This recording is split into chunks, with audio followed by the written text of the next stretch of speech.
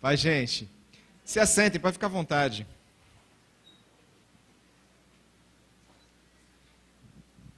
Tudo bem com vocês? Não tá não. Eu já vi que vocês estão muito aéreos. Por favor, se você puder, abra sua Bíblia em Hebreus, capítulo 10, do 19... Hebreus 10, 19.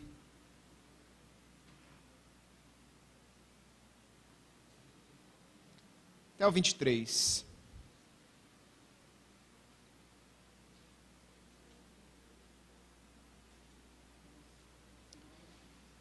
Hebreus, capítulo 10, versículos 19 a 23, diz assim: Portanto, irmãos, temos plena confiança para entrar no lugar santíssimo pelo sangue de Jesus, por um novo e vivo caminho que ele nos abriu por meio do véu, isto é, do seu corpo. Temos, pois, um grande sacerdote sobre a casa de Deus. Sendo assim, aproximemo-nos de Deus com um coração sincero e com plena convicção de fé, tendo os corações aspergidos para nos purificar de uma consciência culpada, e tendo os nossos corpos lavados com água pura, apeguemo-nos com firmeza à esperança que professamos, pois aquele que prometeu é fiel. Amém? Gente, eu sempre que eu venho ministrar em alguma igreja, eu tenho uma preocupação muito grande, obviamente, com a parte teológica, né, da ministração.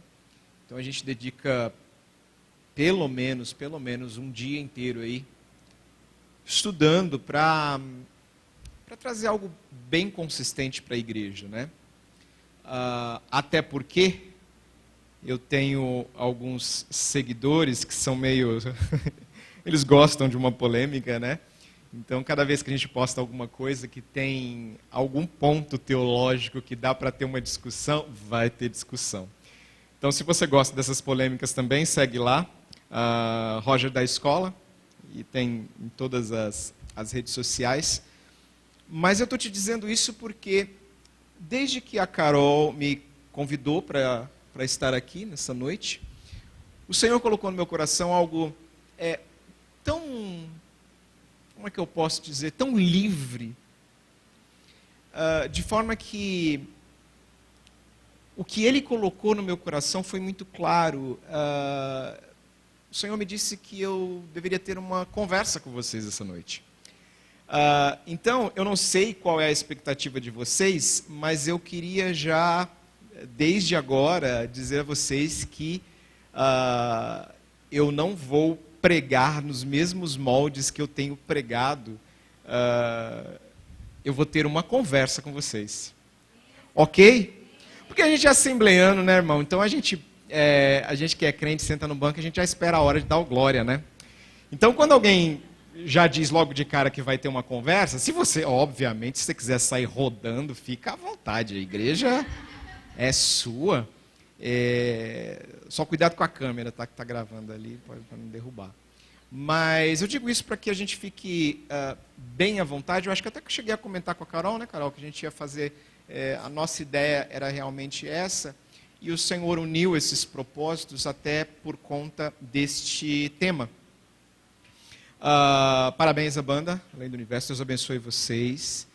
Deixa eu falar uma curiosidade para vocês.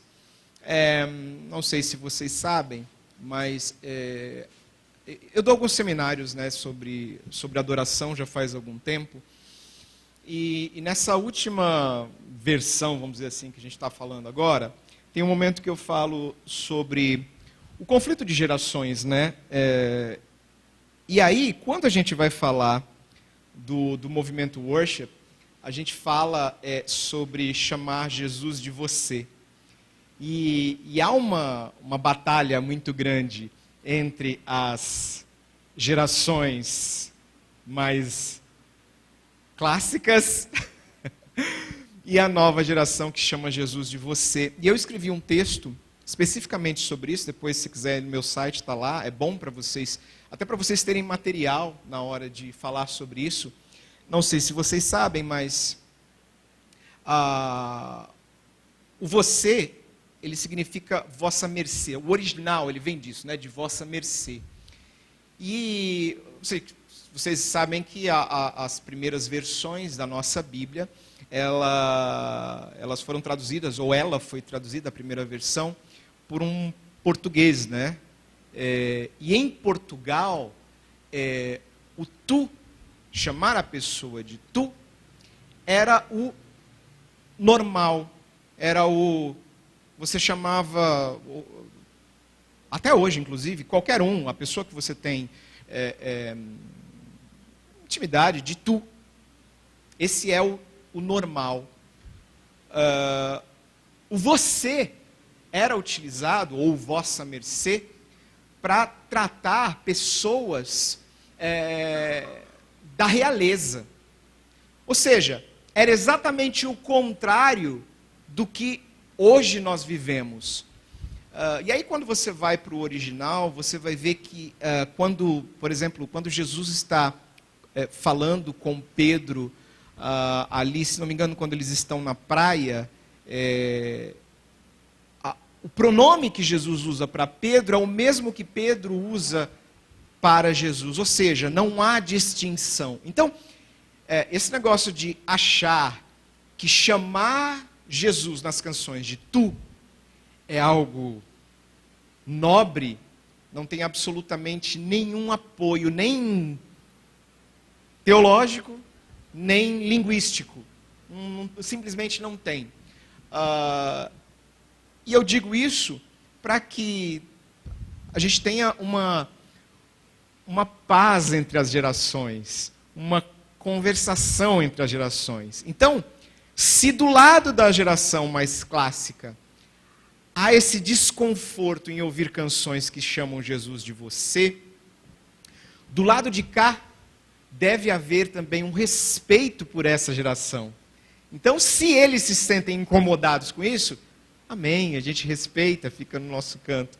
E o contrário, também deve haver respeito. A geração anterior deve respeitar essa geração. Por que quer chamar Jesus de você? Simplesmente porque denota aí uma intimidade. Amém? É só uma curiosidade, mas tem isso lá no meu site, se você depois quiser visitar. Tem o artigo bem explicadinho. Como eu falei, eu ia ter uma conversa com vocês, e a conversa começa assim. Nos anos 90, eu acho que alguns de vocês nem tinham nascido ainda, Arnold Schwarzenegger estava no auge da sua carreira, né? E aí ele fez um filme chamado Total Recall, que acho que no Brasil ficou como o Vingador do Futuro. Acho que é isso, Vingador do Futuro. Então, a trama é a seguinte, o filme é com o Arnold Schwarzenegger e com a Sharon Stone. Sharon Stone era a bonitona da época, né? Era top, e ela faz par com ele nesse filme. O filme ele tem um remake com o Colin Farrell e não lembro o nome da atriz, é aquela que faz aquela série lá de lobisomem, não sei o que lá. E é bem bacana o remake. Mas no original, como é que acontece a trama? O Schwarzenegger, ele é o Douglas Quaid. Então, ele começa o filme já, ele acordando de um sonho. Porque todas as vezes ele tem esse mesmo sonho de que ele é um espião. E ele sempre tem esse mesmo sonho, que ele é um espião.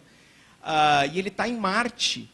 E aí ele está com uma morena nesse sonho. E ela está andando com ele em Marte, ele cai e quebra o capacete dele. E aí já começam os efeitos que ele começa... E assim, para a época, o filme foi... o orçamento dele foi muito alto.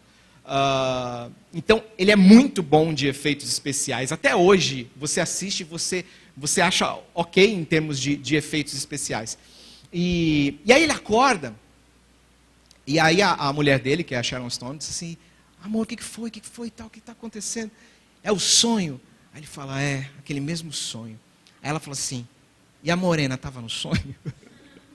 Aí ele falou assim, caramba, até do meu sonho você tem ciúmes, mulher, e tal. Isso fala um pouco de algumas mulheres, mas enfim, não é o caso aqui. E aí, ela fala para ele, não, mas isso é só um sonho. E ele levanta, tal, e está fazendo café ali. Aí está passando notícias de Marte, porque eles estão em 2084, e Marte é habitada por humanos, tal. E aí ele vê as notícias e aquilo começa a incomodar ainda mais ele. E aí quando ele está saindo de casa, a mulher dele ainda fala assim, Doug, calma, isso não é nada, isso é só um sonho. Aí ele fala assim, mas fulana, eu não consigo acreditar que isso é só um sonho, porque eu sinto que eu fui chamado para um propósito maior. Ele fala isso. Eu sinto que a minha vida não se resume a isso que eu estou vivendo. E aí ele vai trabalhar, e de fato, qual que é o trabalho dele? Ele trabalha numa britadeira, o dia inteiro lá. Quer dizer, ele se sente alguém chamado para um propósito maior, mas preso numa vida totalmente medíocre para aquilo que ele sente que ele foi chamado. E aí tem uma tal de uma empresa chamada Recall, que realiza viagens virtuais. Você vê, o filme foi feito em 1990 e já falava de viagem virtual. É um futurismo bem bacana. E aí essa empresa, ela faz essas viagens virtuais. Como é que funciona? Você vai lá, os caras te dão uma droga, tal, aí você relaxa ali, e o que você quiser, a viagem é proporcionada do jeito que você imaginou ali e tal. E ele fica meio receoso de ir lá, porque a mulher não quer que ele vá nessa tal de Recall. E aí ele vai até a Recall, contra a vontade dela. E aí o cara que está vendendo para ele fala assim, bom, e o que você quer? Qual que é o sonho que você quer realizar aqui? Aí ele pensa, aí ele dá as opções, e dentre as opções que o cara dá para ele, tem uma de agente secreto. E aí, como é que é isso aqui? Ele fala, você é um agente, e você vai para Marte, não sei o que lá. Ele falou, quero essa. Aí ele vai, deita na tal de uma maca ali e tal, prendem ele. Quando eles injetam a droga nele, dá um treco no cara, e ele vira outra pessoa. E aí ele começa a se debater. Então imagina, o Schwarzenegger está no auge da carreira dele. Não é o que você vê hoje como governador da Califórnia. Ele ainda é governador da Califórnia? Eu não sei. Não é mais? Enfim, ele está no auge, então ele, todo musculoso, ele começa a se debater. Então vem uns 4 caras assim, a equipe segurando ele, e aí dão uns 5 sossega-leão nele, aí ele se acalma. E aí o que aconteceu? O que aconteceu? Aí a doutora que está fazendo, colocando os eletrodos lá, sei lá, aquele nele, fala assim, ele tinha uma memória apagada. E por algum motivo, na hora que a gente colocou a medicação, essa memória voltou. Aí os caras falaram, não. Então, dá um outro nele aí, uma outra medicação aí para ele esquecer tudo, e despacha ele para casa dele, ele vai esquecer tal. E aí ele vai embora, num táxi. Quando ele chega em casa, já tem uns caras para matá-lo, porque, na verdade, ele de fato era um agente. Só que apagaram a memória dele. E é por isso que ele tem aqueles sonhos. E aí, esses caras tentam matar ele, e ele, mesmo sem lembrar totalmente que ele era um agente, ele só tinha aquela visão dos sonhos, e isso quer dizer o Total Recall. A expressão Total Recall em inglês quer dizer exatamente essa lembrança cristalina de algo que aconteceu. E aí, esses caras tentam matá-lo, e ele enfrenta os caras, e derruba os caras, e mata todo mundo, com todas as habilidades de um agente, e ele entra em pânico, porque ele fala, cara, eu sou só um trabalhador da construção, como é que eu fiz isso? E ele chega em casa com as mãos ensanguentadas e fala para a mulher, estão tentando me matar. Ela fala, para, que é isso, não tem nada a ver, você está louco, não é nada, não tem ninguém tentando te matar. Aí ele mostra as mãos cheias de sangue para ela, fala assim, olha aqui, isso aqui é sonho para você? Quando ele faz isso, aí ela se preocupa e ela vai dando uma afastada assim, e quando ele apagou todas as luzes do apartamento e está escondido, ela liga para o chefe dela, porque na verdade ela tinha sido contratada para fingir ser mulher dele, para ele acreditar que ele realmente não era nada. E ela liga pro chefe, e o chefe fala, dá um jeito. Meu, essa Sharon Stone vira o Satanás. Ela briga com o Schwarzenegger, o Doug, ali, pau a pau, e vai pra cima, e ela é habilidosa com facas, e ela pega uma faca e ela joga nele, e aí ele entra mais em pânico ainda, porque aquela mulher dele, de repente começa a atacar um monte, tem gente que é acostumado com isso, mas ele não era, ele fala, meu, o que está acontecendo? E ela jogando faca, e ela brigando com ele, e aí, quando ele consegue imobilizá-la, aí ela fala, aí ela conta, na verdade você é um espião, e você é só uma missão para mim. Putz, aí o mundo dele acaba, e daí para frente você vai ter que assistir o filme se você quiser saber o resto, que eu não vou te dar spoiler. Tava legal, né? O pessoal fala, E aí, eu lembrei disso, porque na minha adolescência, faz algum tempo já, na minha adolescência, ou na adolescência, as coisas fixam melhores na cabeça, né? Aquelas marcam muito. E diferente dos bilhões de filmes que você tem à disposição hoje via streaming, naquela época a gente só tinha alguns, né? Então a gente assistia 200 vezes o mesmo filme.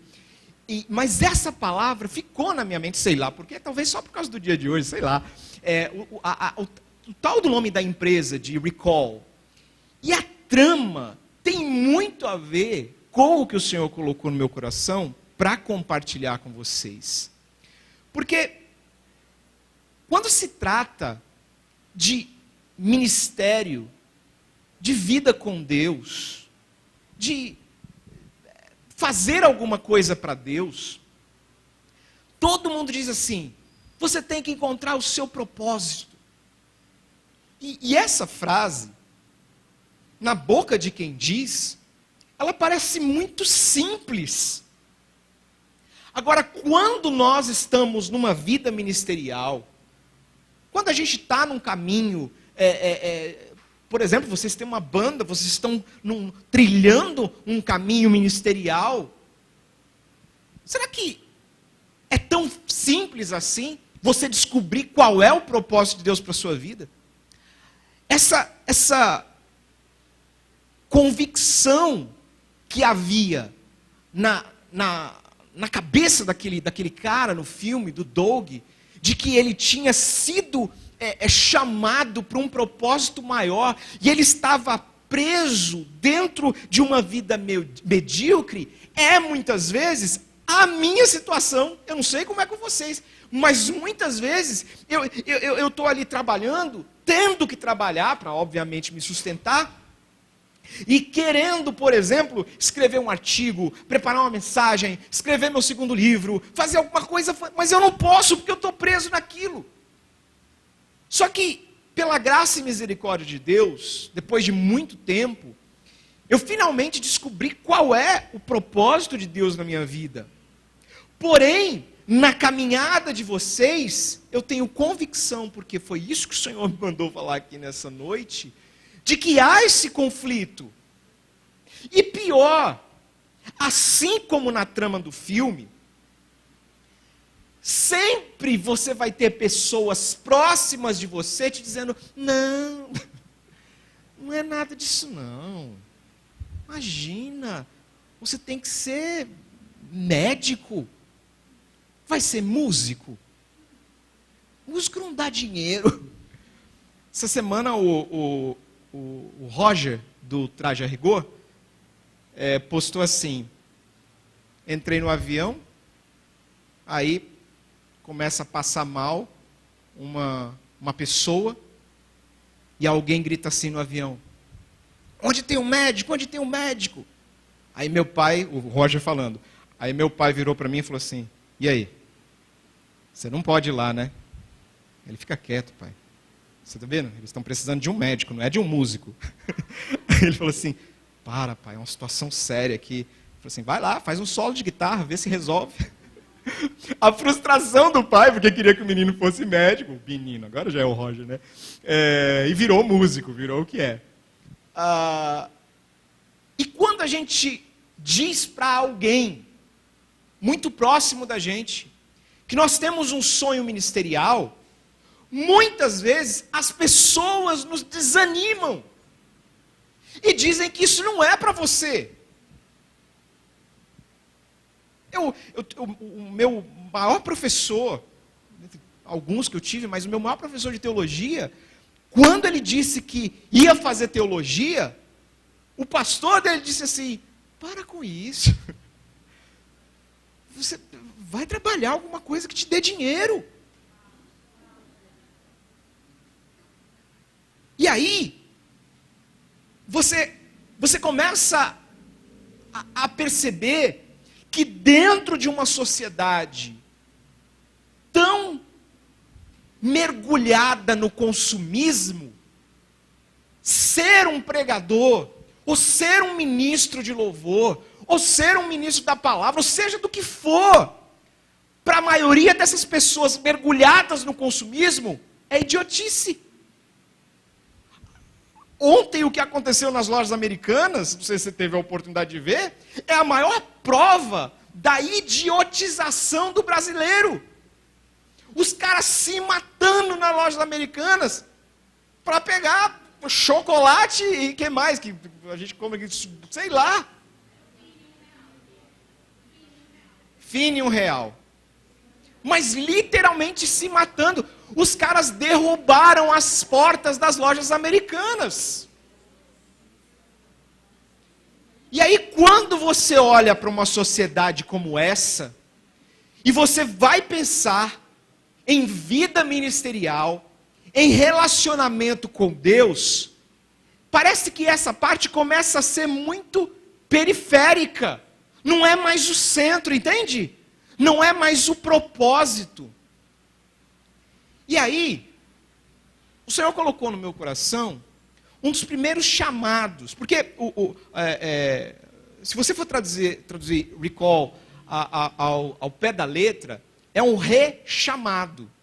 No Brasil, o recall, vocês sabem disso, é aquela convocação para um produto que deu problema. E é interessante que no site do Procon, quando vai falar sobre o tal do recall aqui no Brasil, ele diz o seguinte, olha, você consumidor que tem um produto com problema, você tem que atender ao chamado da fábrica, porque se você não atender a esse chamado da fábrica, você coloca não apenas a sua vida em risco, mas a de terceiros.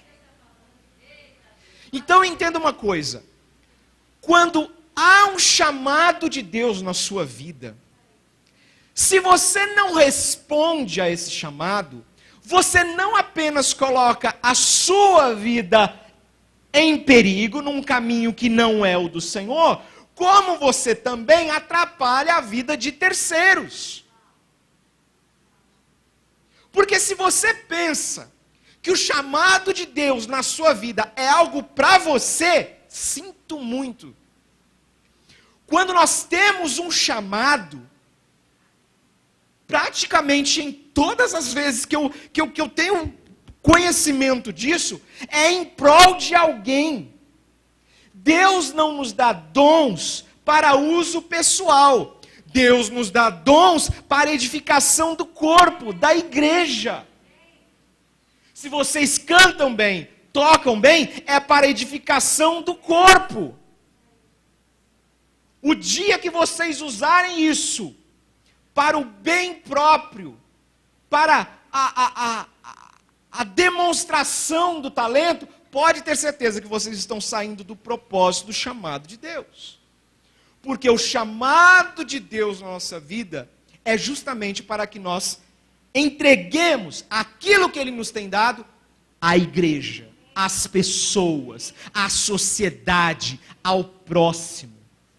É isso que o Senhor colocou no meu coração. E aí, uma das primeiras convocações, porque call é justamente isso, né? É uma convocação, você vê lá no livro de Josué.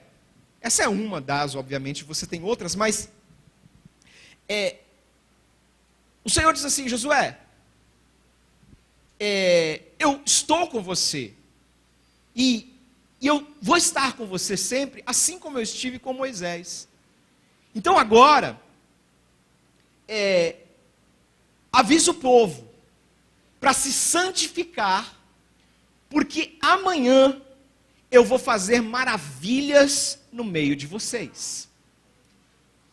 Agora, entenda o seguinte: quando Josué diz isso ao povo,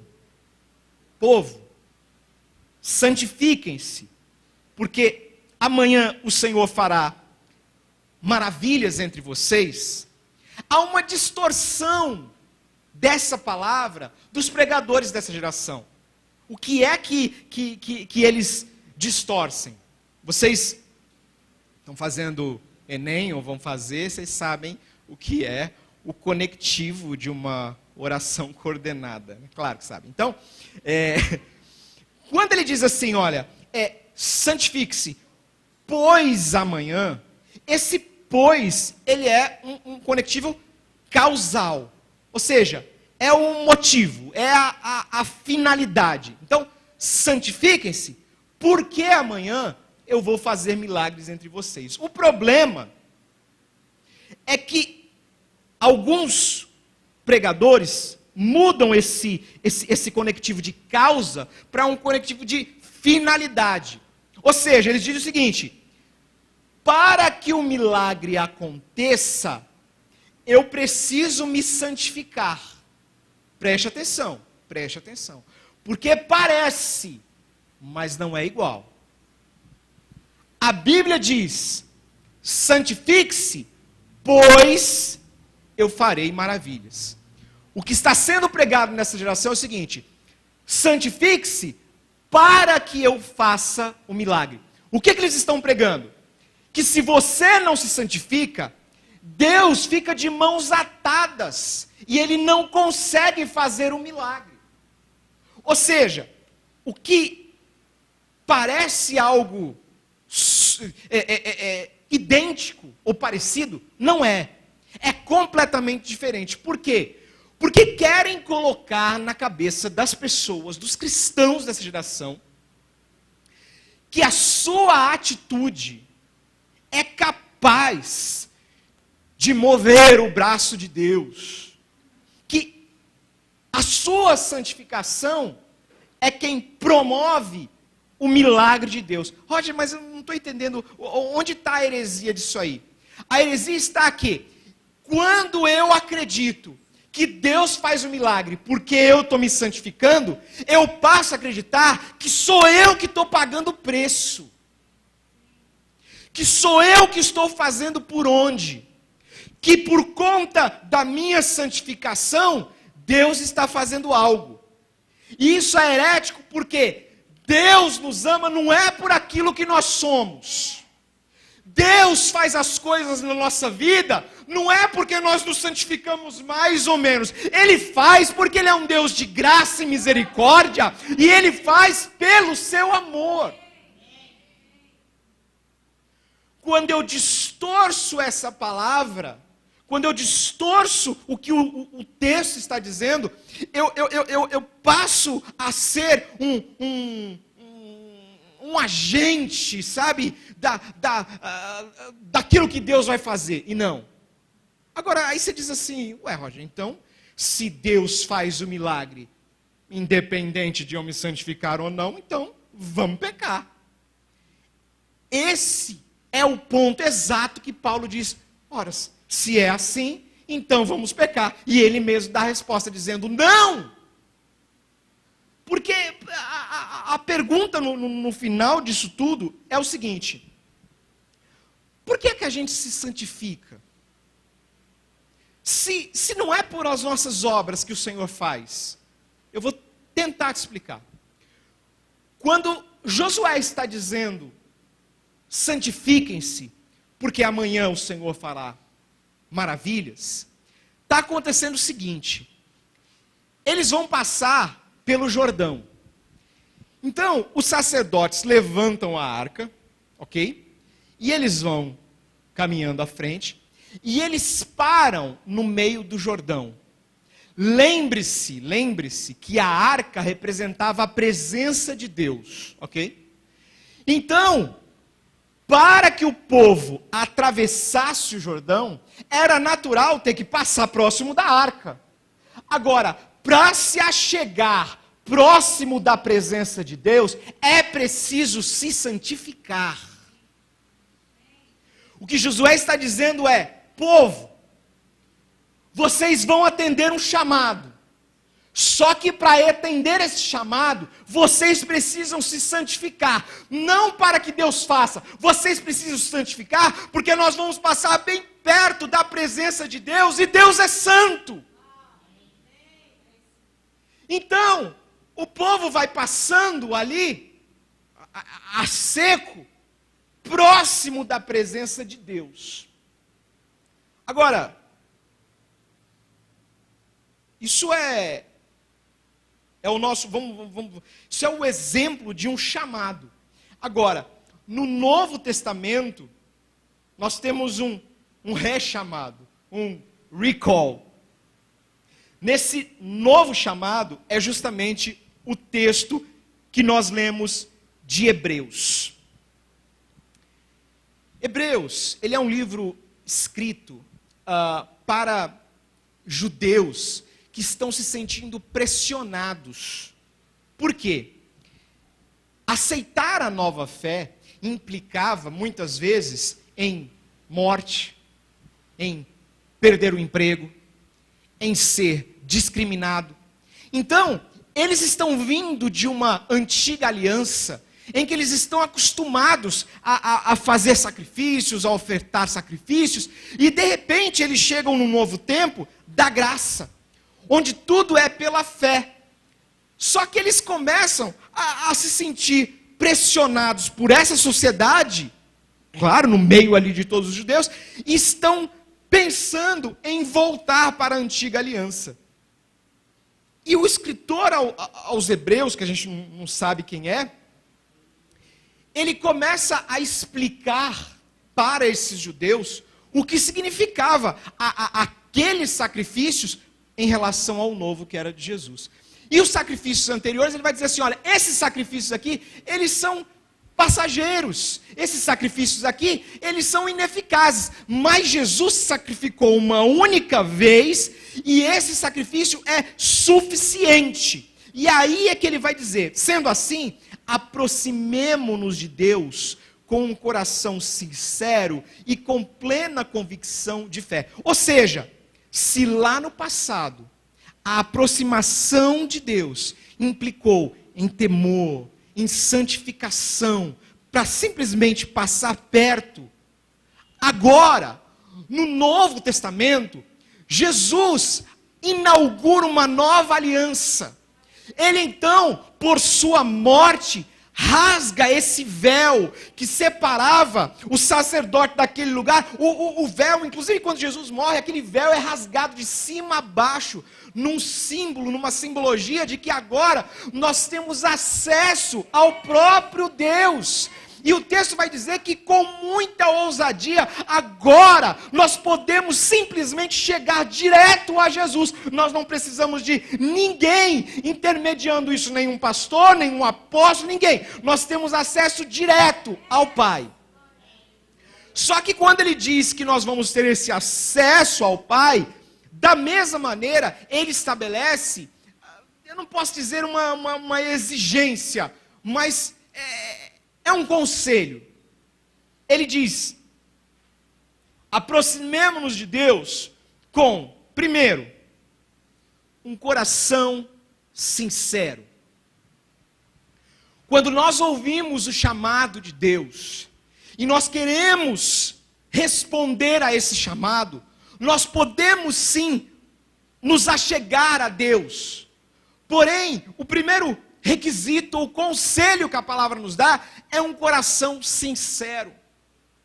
Acontece que muitas pessoas hoje se aproximam sim de Deus, mas a intenção do coração não é honesta, não é sincera, é uma aproximação por aquilo que Deus pode dar.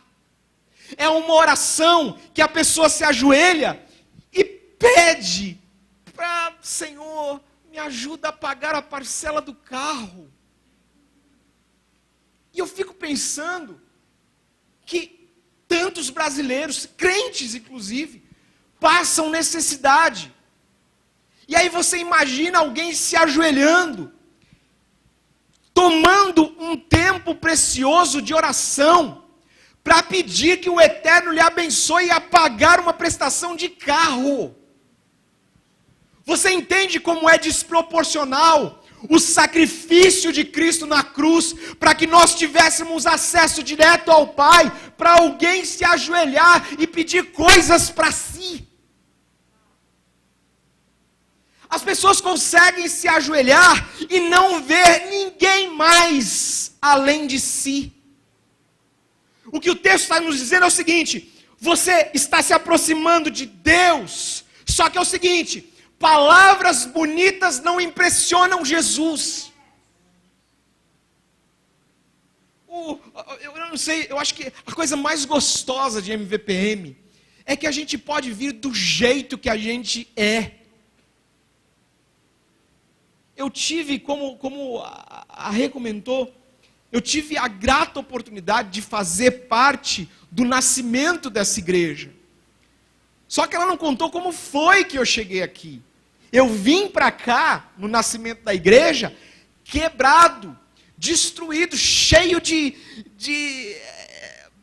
perdido na minha fé, e sabe, sem saber para onde ir. E essa igreja me acolheu, sem questionamentos, com muito amor. E eu tive a oportunidade de, acho que pelo menos um ano, tocar teclado no começo da igreja aqui. Que coisa gostosa, eu atravessava a cidade, porque aqui eu encontrei acolhimento, carinho, amigos. E todas as vezes que eu precisei, eu atravessei a cidade para vir beber dessa água, porque aqui a gente encontra amigos. Quando o meu mundo desabou recentemente, eu encontrei nos braços dessa amiga carinho, palavra de Deus, consolação. Sabe o que é isso? É um coração sincero. É um coração que te acolhe, não por aquilo que você é, não por aquilo que você faz. Te acolhe sem questionamentos. Porque a tristeza, infelizmente, dos ministérios de hoje, é que quando o músico está mal, e não pode, por exemplo, naquela noite ele não está legal, ele não pode tocar, ele já não serve mais e colocam ele de escanteio. Porque quando não pode mais oferecer um pouquinho de lã, aí não serve a ovelha.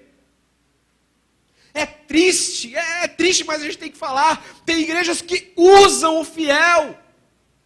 E quando ele não é mais útil, ele é só mais um número. Mas glória a Deus pelos ministérios que o Senhor tem levantado, que nos olham como seres criados à imagem e semelhança de Deus. Com amor, com carinho, com respeito. Portanto, não são palavras bonitas que impressionam Jesus. As pessoas, a samaritana, por exemplo, ela tenta impressionar Jesus com um conhecimento histórico. Diz, vejo que és profeta, os nossos pais... Jesus tinha acabado de desnudar a história dela, tinha acabado de dizer, olha, o marido que você está não é seu, você já... E aí, ao invés de ela reconhecer a sua pecaminosidade, ela tenta impressionar Jesus com esse conhecimento histórico. Os judeus dizem que o lugar da adoração é lá em Jerusalém, nós dizemos que é aqui, tentando impressionar Jesus. Agora, o que o Senhor quer nesta nossa aproximação, em primeiro lugar, é um coração sincero. Ele espera de nós honestidade. Irmão, deixa eu te falar um negócio. Quando você se aproxima de Deus, entenda que nada vai espantá-lo. Sabe o que acontece? E agora é aquela parte que eu quero conversar com vocês. Sabe o que acontece? A gente peca. Eu peco. Todo mundo aqui peca. E aí quando a gente peca, a gente fala assim, não, eu não vou me aproximar de Deus. Eu não vou orar porque eu estou com vergonha. E aí você se afasta da comunhão e se enfraquece mais. As pessoas pecam e se afastam da igreja, dizendo assim, não, eu vou primeiro resolver esse problema, depois eu volto para a igreja. Quando eu tiver... Entenda uma coisa, não é por aquilo que você faz, é pelo que o Espírito Santo faz dentro de você. Quando você se ajoelha para orar, você tem essa sensação de que naquele dia você está mais limpinho, e no outro dia você não está tão limpinho, então você não vai orar. E isso é uma mentira de Satanás, porque quando você se sente assim, não ora, você enfraquece. E enfraquecido você peca de novo, e aquilo vira um círculo vicioso.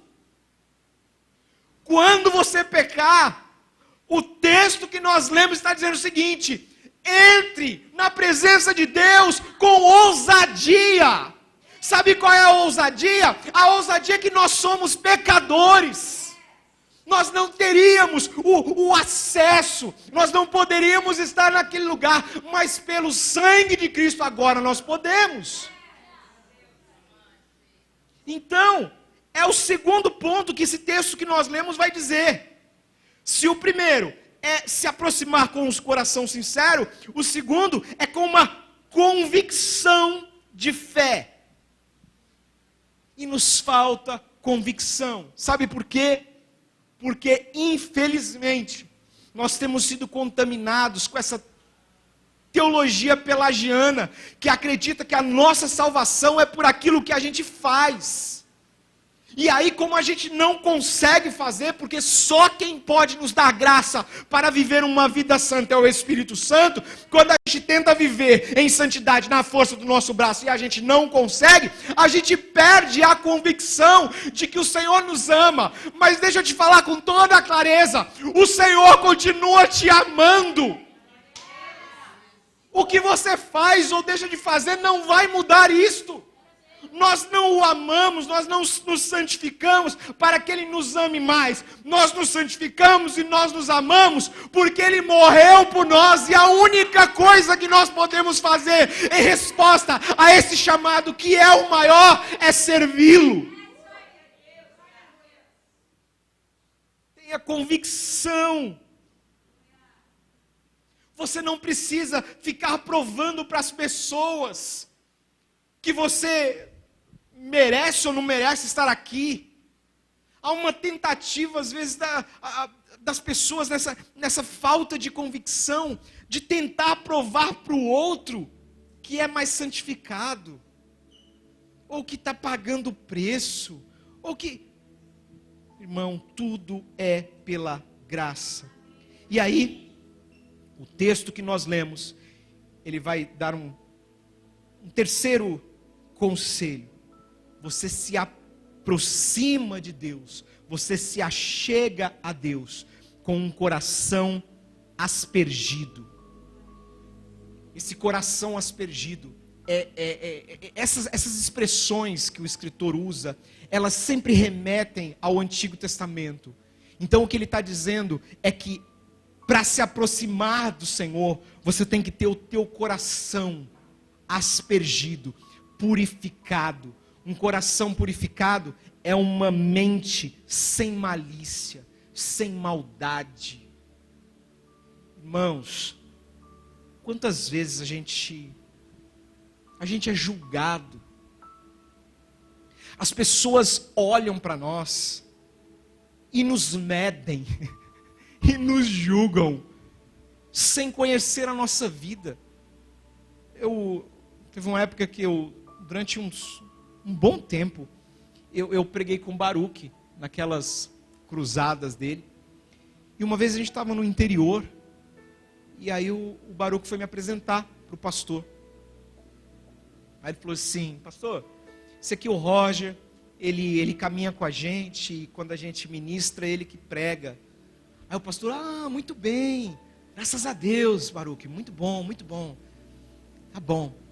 Aí o Baruch saiu, aí o pastor falou assim: vem aqui um pouquinho. Aí eu fui, aí ele foi lá atrás comigo. Eu te juro, ele fez assim. Então você prega, né? Eu falei: bom, eu tento, né? Ele: muito bem, vamos ver. Meu Deus do céu, eu nem sei como é que eu preguei naquela noite. As pessoas olham pra gente e nos julgam pelo nosso corte de cabelo, pela roupa que a gente está vestindo, pelo jeito que a gente fala, pela gravata que a gente usa ou deixa de usar. E há um pré-julgamento. Sabe o que é isso? É uma mente maliciosa. É uma mente que não foi aspergida por este sangue. É uma mente que não está purificada.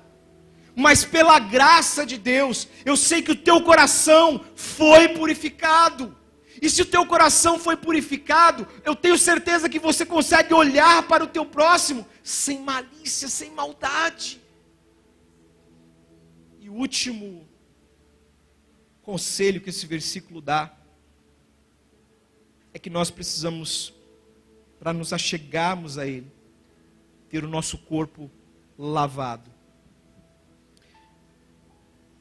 Esse ponto do versículo, esse finalzinho do versículo, ele talvez nos remeta ao batismo.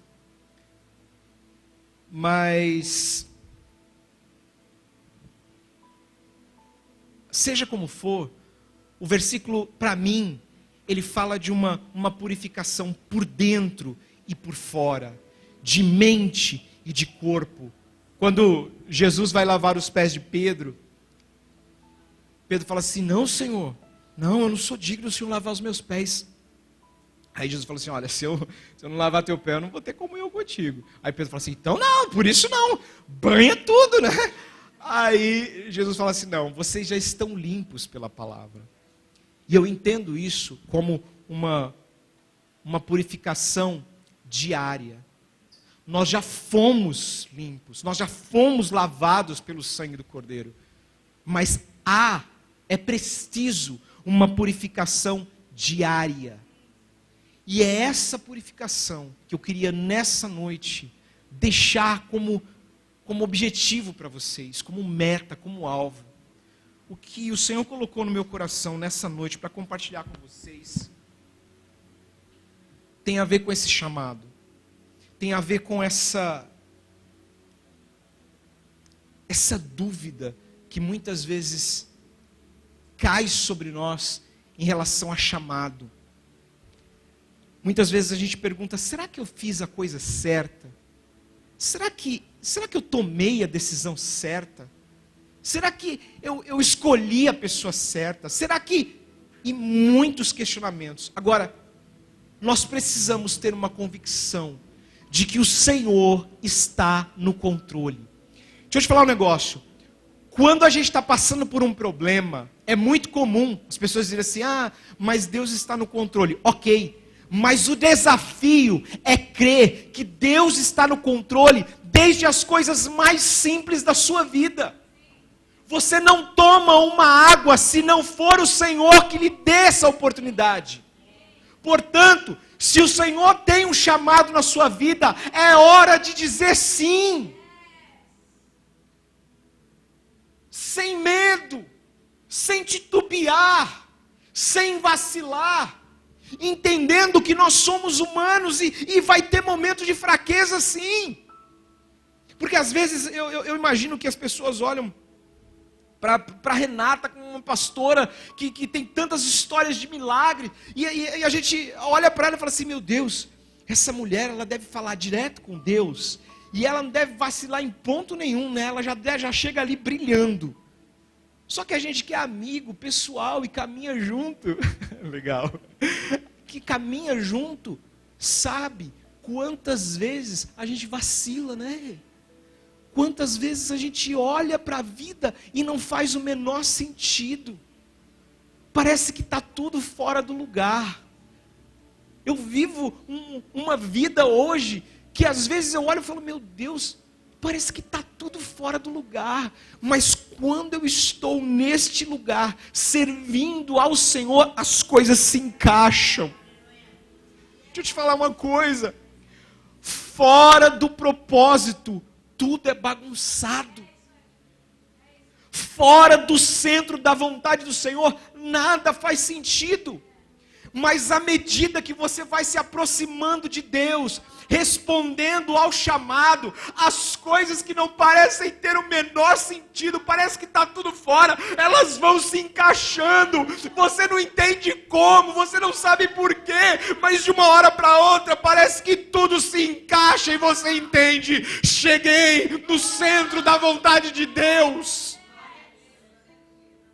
E isso é algo que não depende de você. A única coisa que você tem que fazer é dizer, Senhor, eis-me aqui.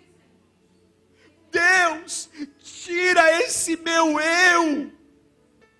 Esse eu, essa vontade é que está me atrapalhando de chegar ao centro da tua vontade. Quebranta-me, Deus. Vamos fazer essa oração nessa noite. Nós precisamos, há uma necessidade na nossa existência de chegarmos ao centro da vontade do Senhor. Porque enquanto a gente não chega a esse centro, a gente fica vagando. A gente fica andando sem sentido. A gente faz coisas que Deus não pediu. A gente vai a lugares que o Senhor não nos mandou. Meninos, deixa eu dar um conselho para vocês. Não articulem convites. Não façam esquemas para se apresentar em nenhum lugar. Porque Deus não está nisso. Deixa eu te falar um negócio. Deixa que Deus leva. Deixa que Deus envia. Eu nunca articulei nada. O Senhor já me levou para os States. Para a Austrália eu preguei em Sydney. Do lado da Hilson. Mas eu nunca disse, eu prego, que tal você me levar para a Austrália? Eu falo inglês, tem tudo para você. Nunca. Sabe por quê? Porque Deus é quem patrocina o seu ministério. Entenda uma coisa. Faça a sua parte. Quer criar engajamento nas suas redes? Faça isso. Isso é normal, isso é natural, mas não implore para estar em lugares que você acha que é a vontade de Deus. Deixa que Deus leva, deixa que Deus patrocina. Tudo o que vocês precisarem, Deus vai entregar de vocês de bandeja. Deus faz coisas que a gente realmente não entende. As pessoas podem olhar para esse lugar e podem olhar com desdém. Nossa, mas era tão grande agora. Só a gente sabe do chamado de Deus para essa igreja. Só a gente sabe que aqui tem cura. Quantas pessoas chegaram aqui, foram curadas e foram embora. Aí a Renata falou assim, Roger, eu não entendo. A gente não entende mesmo. Parece que as pessoas são mal agradecidas. Não, sabe o que acontece? Este é um lugar de cura. Esse é um lugar de cura. A gente chega aqui rastejando, a gente chega aqui com o coração ferido, e Deus usa essa menina e o marido dela e todos os obreiros e todos os pastores dessa igreja para ministrar cura na nossa vida. Sabe o que é isso? É responder a um chamado. Curve a sua cabeça, deixa eu orar. Deus,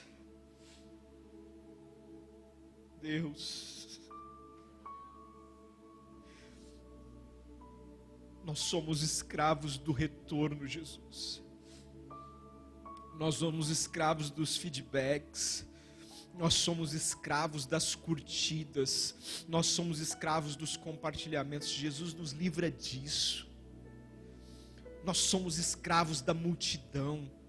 A gente acha que o agir de Deus está no muito. Pai, o teu agir está na essência. O teu agir, Senhor, independe de números, independe de quantidade, é o Senhor quem determina. Pai, obrigado, porque nesta noite o Senhor trouxe as pessoas certas para este lugar.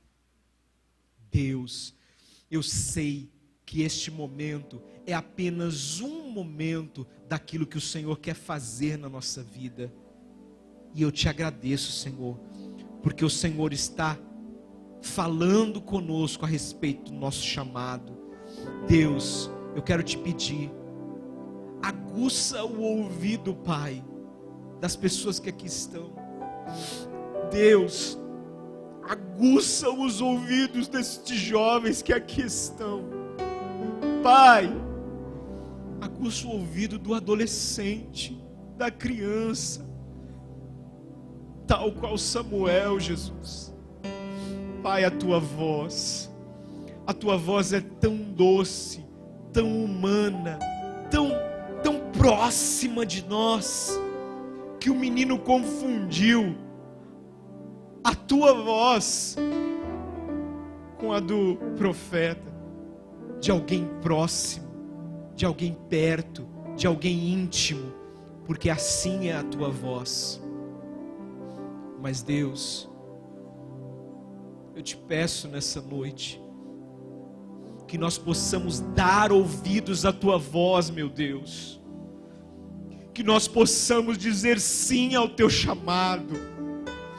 Deus, o teu chamado, verdadeiramente, Senhor, para nós humanos, é um desafio, porque o Senhor chama e não dá detalhes, o Senhor simplesmente chama.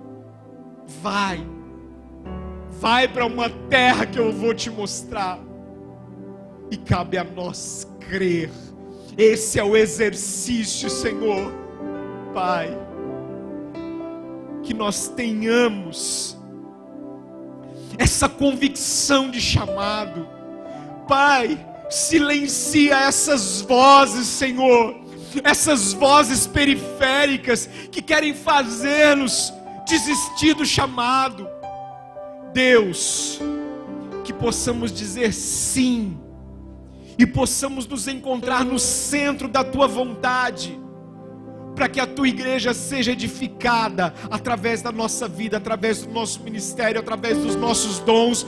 Tudo vem de ti e nós devolvemos a ti, é para a tua glória, porque tu és o único nesta noite digno de honra, de glória, de poder, de adoração. Glória a Deus.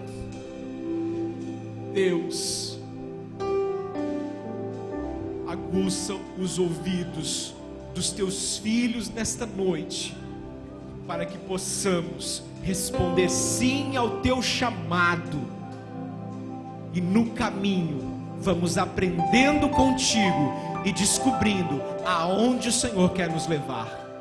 Te louvamos e te bendizemos em nome de Jesus. Amém.